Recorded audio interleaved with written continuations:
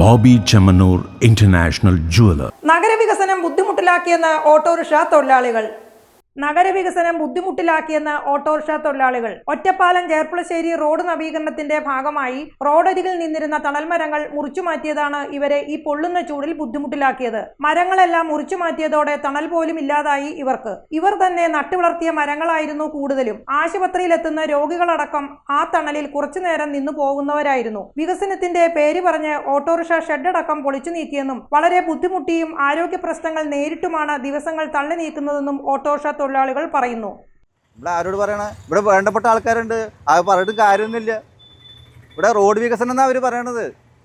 ഇപ്പോൾ ഒരുവിധം എല്ലാ മരങ്ങളും വെട്ടി ഇവിടെ. വർഷങ്ങളായിട്ടുള്ള വാൽമരങ്ങളായിരുന്നു, അത് വെച്ചു കൊടുപ്പിക്കാൻ ആർക്കും പറ്റില്ല. ഒക്കെ തന്നെ വളർന്നു വന്ന മരങ്ങളായിരുന്നു. അപ്പം ഞങ്ങൾ ഇവിടെ തണുപ്പ് വന്നിട്ട് ഞങ്ങളിവിടെ ബദാം മരം വെച്ച് പിടിപ്പിച്ചു ഈ സ്റ്റാൻഡിലാണ് ഏറ്റവും വലിയ തണുപ്പ് ഉണ്ടായിരുന്നത്. ഇവിടെ വന്ന ആർക്കും ഹോസ്പിറ്റലിൽ വന്ന രോഗികൾ വന്നാൽ ഇവിടെ വന്ന് തണുപ്പത്ത് കുറച്ച് നേരം നിന്നിട്ടേ പോകുള്ളൂ. അതിന് പറ്റാതെ ഇപ്പം അവിടെ നിന്ന് ഇറങ്ങി വരുമ്പോൾ ഓടുകയാണ് ആൾക്കാർ. ആശ്രയമില്ല. ബസ് സ്റ്റോപ്പ് പറഞ്ഞാൽ അതും വെയിലാണ് ഇപ്പോൾ.